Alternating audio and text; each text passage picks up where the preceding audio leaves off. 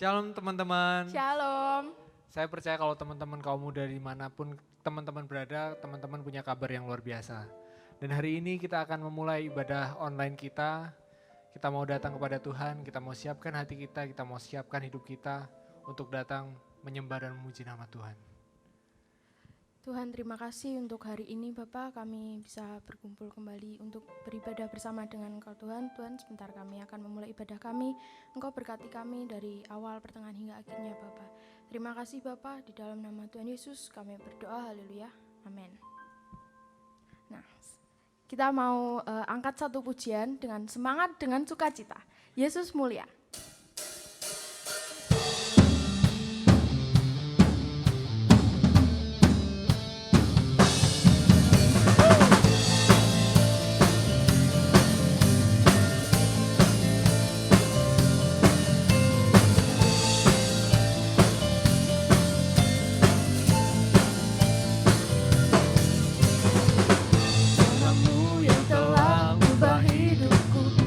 Jadikan aku ciptaan baru, ku angkat tanganku dan memujimu. Hidupku tak sama sejak kau ada, dan kini engkaulah pusat segalanya. Kasih-Mu kan selalu cukup bagiku. Keagungan-Mu, kedahsyatan-Mu terpancar dari indahnya dunia.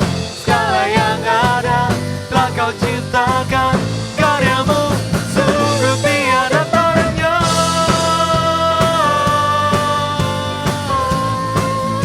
Sungguh tiada taranya.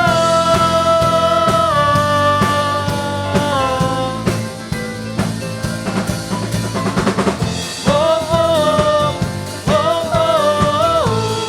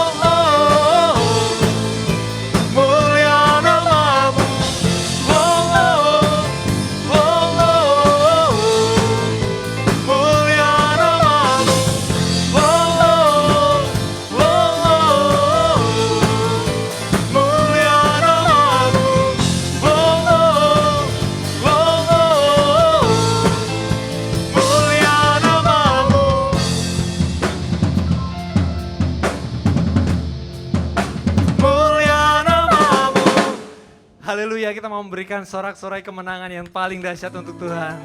Amin. Haleluya. Kita mau siapkan hati kita sebelum kita mendengarkan firman Tuhan.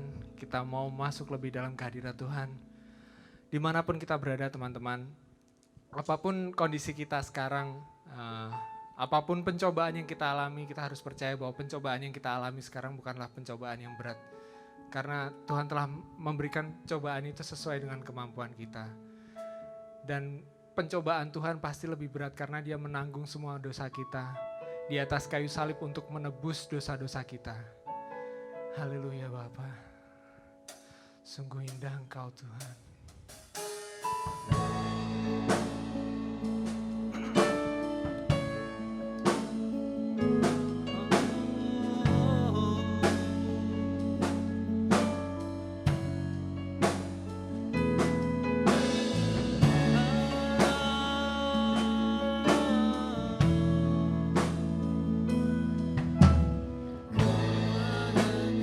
Aku dapat pergi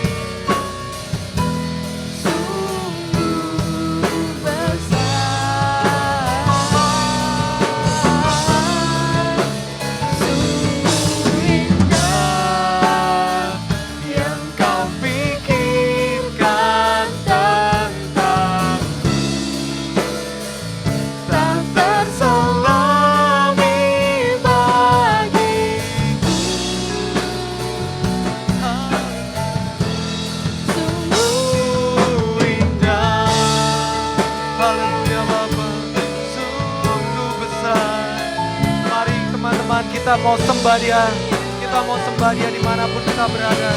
Kita mau berterima kasih, kita mau bersyukur kepada Tuhan bahwa sungguh indah Tuhan kasih setiamu dalam hidup kami. Kau tak pernah meninggalkan kami Bapa. Pengorbananmu di atas kayu salib Bapa untuk menebus semua dosa-dosa kami Tuhan. Haleluya Yesus, terima kasih Bapa. Terima kasih untuk semua pengorbananmu Tuhan. Haleluya Tuhan. Sungguh pengorbananmu besar bagi hidup kami Tuhan. Tak pernah terpikirkan dalam hidup kami Bapa. Kau mati di atas kayu salib untuk menebus kami. Haleluya Yesus, haleluya Bapa. Kau semua di tempat ini Tuhan. Haleluya Yesus. Terima kasih.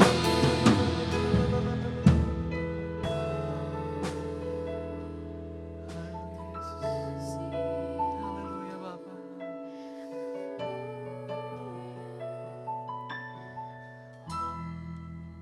Sungguh besar pengorbananmu bagiku,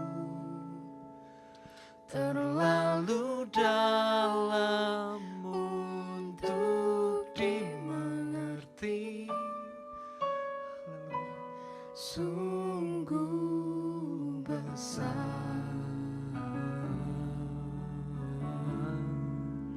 sungguh indah yang kau pikirkan tentangku, tak terselami bagiku. Sungguh indah, haleluya.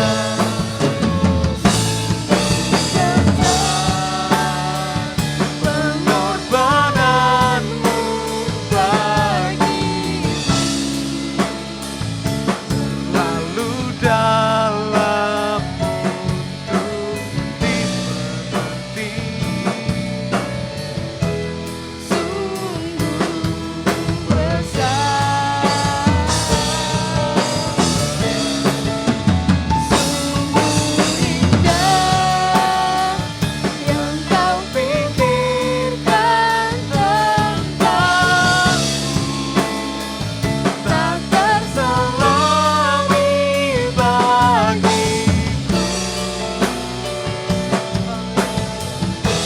Sungguh indah, sungguh indah, sungguh indah. Haleluya Tuhan. Terima kasih Bapa. Terima kasih Yesus. Terima kasih. Haleluya. Haleluya Bapa. Terima kasih Bapa. Terima kasih Yesus untuk pengorbananmu yang sungguh indah bagi kami, anak-anakmu Tuhan. Dan sebentar kami akan mendengarkan firman-Mu Bapa. Kau bukakan hati pikiran kami Bapa. Biarkan setiap firman yang kami dengar Bapa dapat tertanam dalam hidup kami dan dapat berbuah Bapa untuk kemuliaan nama-Mu Bapa. Terima kasih Bapa, terima kasih Yesus. Di dalam nama Tuhan Yesus, haleluya. Amin. Saat ini kita akan memberikan persembahan kita bagi teman-teman yang sudah mempersiapkan keuangan, bisa langsung transfer ke rekening berikut ini, atau teman-teman bisa mengambil amplop yang ada di gereja dengan tulisan persembahan Youth God's Arrow. Sebelum kita memberikan persembahan, mari kita berdoa.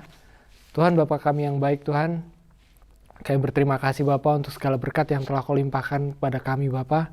Dan saat ini Bapa, kami ingin mempersembahkan sebagian yang ada pada kami Bapa untuk kemuliaan nama-Mu Bapa dan untuk kebesaran nama-Mu Tuhan.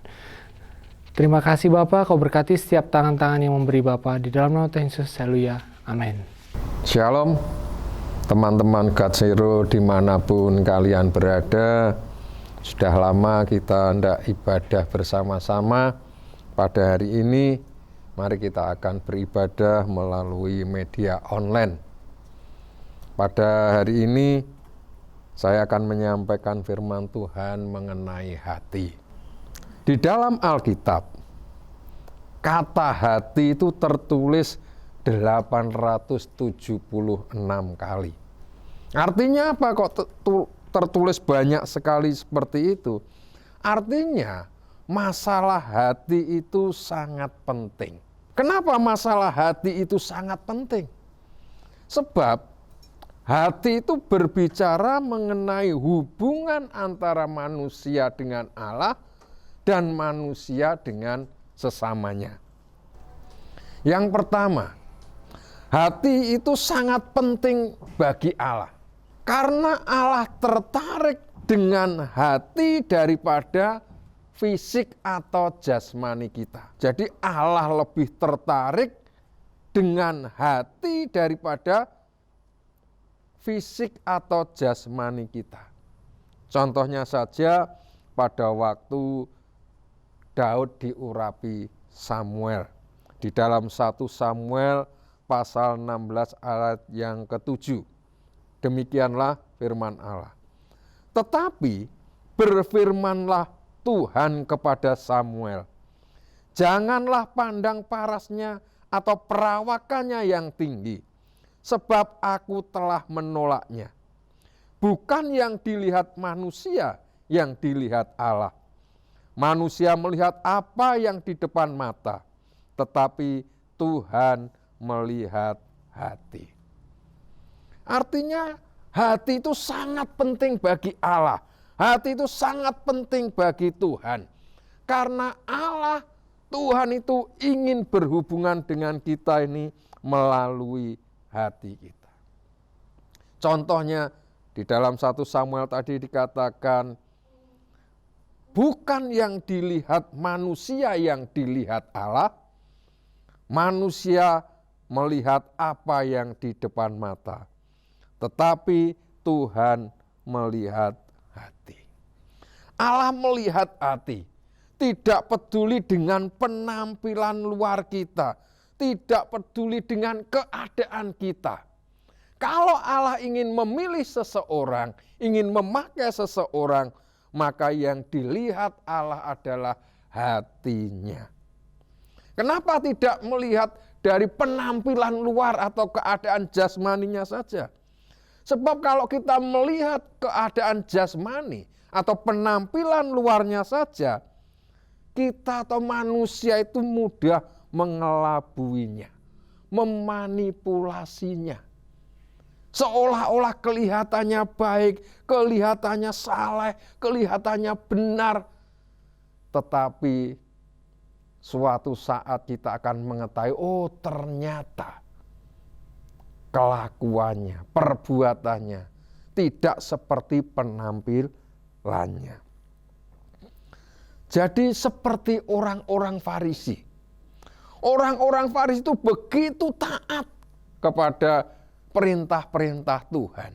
Hanya bagian luarnya saja, penampilannya saja. Tetapi sebenarnya mereka orang-orang Farisi ini adalah orang-orang yang munafik.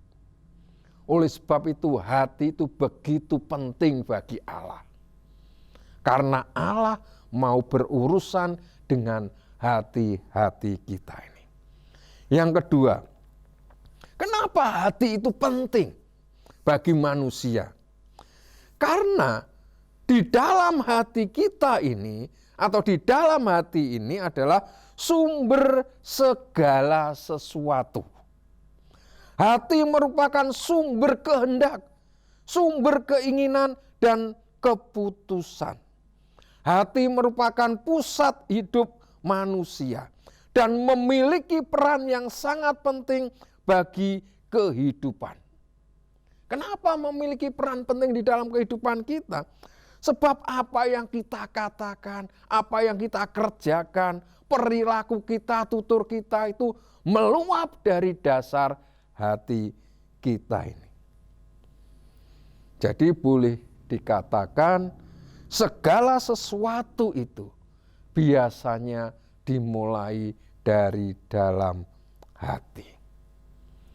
Hati merupakan sumber kehendak, sumber keinginan, dan sumber keputusan.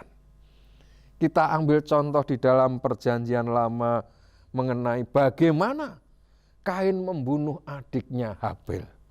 Di dalam Kejadian pasal 4 ayat yang kelima. Tetapi Kain dan korban persembahannya tidak diindahkannya. Lalu hati Kain menjadi sangat panas dan mukanya muram.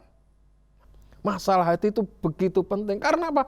Sumber dari kehendak, sumber dari keinginan, juga sumber daripada keputusan-keputusan.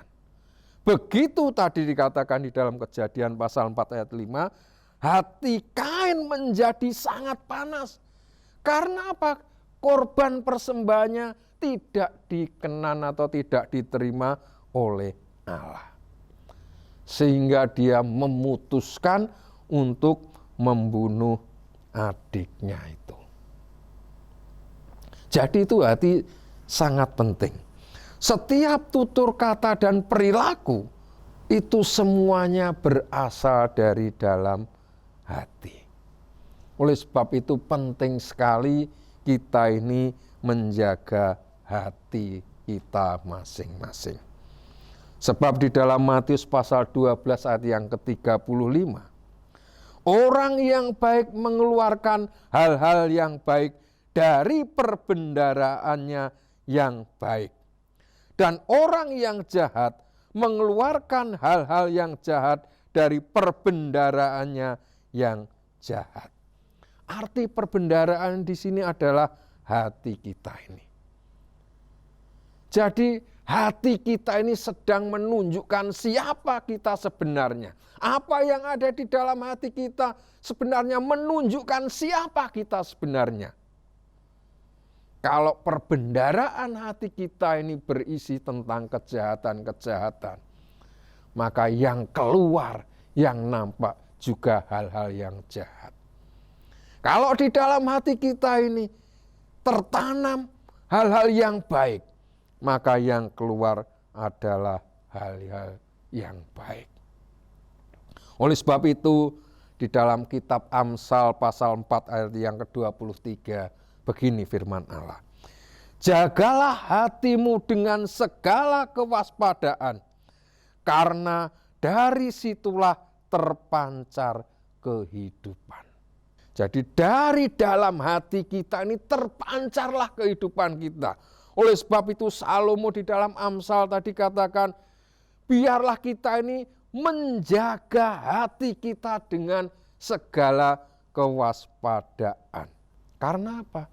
Apa yang nampak di dalam hidup kita, apa yang kita kerjakan, apa yang kita lakukan, apa yang kita bicarakan, itu meluap dari dasar hati kita. Lebih jelas lagi di dalam Alkitab versi firman Allah yang hidup. Dikatakan di dalam Mazmur pasal 4 ayat yang ke-23 begini. Jagalah hatimu, karena hatimu memengaruhi segala sesuatu dalam hidupmu. Nah terus bagaimana caranya kita ini menjaga hati kita supaya hati kita ini tetap tulus, tetap kudus, dan tetap murni? Sebab seperti tadi saya katakan, segala sesuatu yang kita lakukan, yang kita kerjakan, tutur kata kita pun meluap dari hati kita. Terus bagaimana caranya menjaga hati kita ini? Di dalam Yakobus pasal 1 ayat yang ke-21, begini firman Allah. Sebab itu buanglah segala sesuatu yang kotor dan jahat yang begitu banyak itu. Dan terimalah dengan lemah lembut firman yang tertanam di dalam hatimu, yang berkuasa menyelamatkan jiwamu. Jadi di dalam Yakobus ada dua cara bagaimana kita ini bisa menjaga hati kita. Yang pertama di dalam Yakobus tadi katakan, sebab itu buanglah segala sesuatu yang kotor dan kejahatan yang begitu banyak itu. Bagaimana menjaga hati kita? Yaitu kita ini harus membuang yang kotor di dalam hati kita ini. Segala sesuatu yang berbau kejahatan yang ada di dalam diri kita ini, kita harus buang. Termasuk perkataan-perkataan kotor, cepat marah, emosi, dan lain sebagainya. Apa hal-hal yang jahat dan kotor yang harus kita buang dari dalam hati kita ini, supaya kita tetap menjaga hati kita ini tetap tulus, tetap kudus, tetap murni. Dalam Efesus pasal 4 ayat yang ke-31 sampai 32, begini firman Allah. Segala kepahitan, kegeraman, kemarahan, pertikaian, dan fitnah hendaklah dibuang dari antara kamu. Demikian pula segala kejahatan. Tetapi hendaklah kamu ramah seorang terhadap yang lain, penuh kasih mesra dan saling mengampuni, sebagaimana Allah di dalam Kristus telah mengampuni kamu. Jadi di dalam Efesus jelas dikatakan apa yang harus kita buang, yaitu segala kepahitan kita, kepahitan hati kita, dosa-dosa kita, kegeraman, kemarahan, pertikaian, fitnah, dan lain sebagainya. Itu yang harus kita buang. Untuk apa? Menjaga hati kita ini. Supaya tetap kudus, tetap tulus, tetap murni. Karena apa? Karena di dalam Matius pasal 15 ayat 19 begini firman Allah. Karena dari dalam hati timbul segala pikiran jahat, pembunuhan, perzinahan, percabulan, pencurian, sumpah palsu, dan hujat. Bila orang menyimpan dosa dalam hatinya, cepat atau lambat, dosa itu akan dimanifestasikan melalui tindakan. Jadi cara yang pertama, menjaga hati supaya tetap kudus, tetap murni, tetap tulus, membuang segala kejahatan, dosa-dosa seperti tertulis di dalam firman Allah tadi, yaitu kepahitan, kegeraman, kemarahan, dan lain sebagainya. Yang kedua, di dalam Yakobus pasal 1 ayat yang ke-21 juga seperti ini. Sebab itu, buanglah segala sesuatu yang kotor dan kejahatan yang begitu banyak itu. Yang kedua, dan terimalah dengan lemah lembut firman yang tertanam di dalam hatimu yang berkuasa menyelamatkan jiwamu. Yang kedua, bagaimana kita bisa menjaga hati kita? Yang pertama tadi kita harus membuang segala yang jahat. Yang kedua adalah kita ini harus menerima firman itu dengan lemah lembut. Bagaimana kita bisa menerima firman? Ya kita baca, kita renungkan, kita lakukan. Kita bisa mendengar khotbah-khotbah, mendengar lagu puji-pujian yang berisi tentang biasanya firman-firman Tuhan. Itu harus kita terima. Harus kita terima untuk menjaga hati kita. Kita tidak saja harus menerima, tetapi juga kita harus merenungkan firman itu. Setelah itu dilakukan, akan terwujud di dalam suatu tindakan itu. Di dalam 2 Timotius pasal 3 ayat yang ke-16, begini firman Allah. Segala tulisan yang diilhamkan Allah memang bermanfaat untuk mengajar, untuk menyatakan kesalahan, untuk memperbaiki kelakuan, dan untuk mendidik orang dalam kebenaran. Dengan menerima firman Allah itu dengan tulus, dengan sabar, maka firman tadi katakan, firman itu akan bermanfaat bagi kita. Dikatakan di dalam 2 Timotius tadi, untuk mengajar, menyatakan kesalahan, memperbaiki kelakuan, dan mendidik orang dalam kebenaran. Itu untuk menjaga hati kita. Sebab firman Allah itu begitu penting.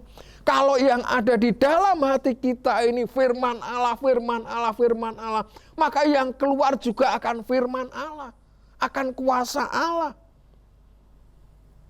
Kuasa Allah itu akan dimanifestasikan melalui perkataan kita dan tingkah laku kita. Sebab firman Allah itu merupakan pelita bagi kaki kita dan terang bagi jalan kita. Di dalam Mazmur katakan seperti itu. Firman-Mu itu pelita bagi kakiku dan terang bagi jalanku. Jadi begitu penting kita ini menjaga hati kita ini tetap kudus, tetap suci, tetap tulus.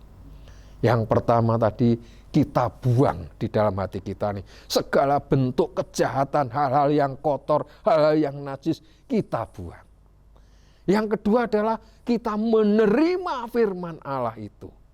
Dengan apa? Dengan membaca firman Allah, merenungkan firman Allah. Jika kita menerima firman Allah di dalam hati kita, maka yang terpancar di dalam kehidupan kita pasti hal-hal yang bersifat kebenaran. Hal-hal yang tidak bertentangan dengan firman Tuhan. Sebab seperti katakan, kalau kita diisi dengan firman Allah terus menerus, maka firman itu akan dimanifestasikan melalui tindakan kita, melalui tutur kata kita. Oleh sebab itu, jika hidup kita ini ingin menjadi berkat bagi sesama, baik perkataan dan perilaku kita, mari kita menjaga hati kita ini tetap kudus, tetap murni, tetap suci. Dengan cara apa? Dengan cara membuang hal-hal yang kotor di dalam hati kita ini, termasuk fitnah dan lain sebagainya itu yang dikatakan di dalam firman Allah. Dan menerima kebenaran firman Allah itu dengan tulus, dengan lemah lembut, sehingga yang terpancar di dalam hidup kita nanti sesuatu yang baik, yang memberkati sesama kita dan mempermuliakan nama Tuhan. Kiranya renungan yang singkat ini akan memberkati kita semua. Oleh sebab itu, jagalah hati kita.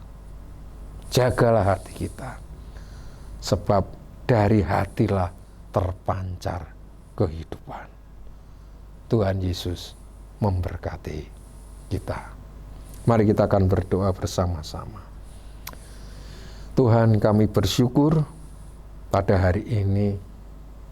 Biarlah setiap kebenaran yang kami sampaikan dengan singkat boleh memberkati hati kami.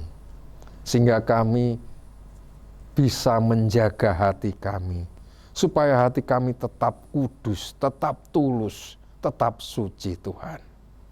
Yaitu dengan cara kami membuang hal-hal yang kotor, hal-hal yang jahat. Dan menerima kebenaran-kebenaran firman-Mu.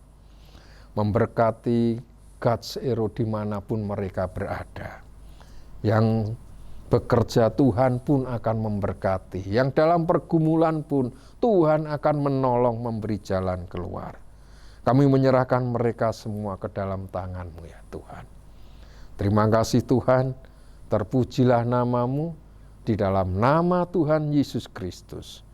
Kami berdoa. Amin.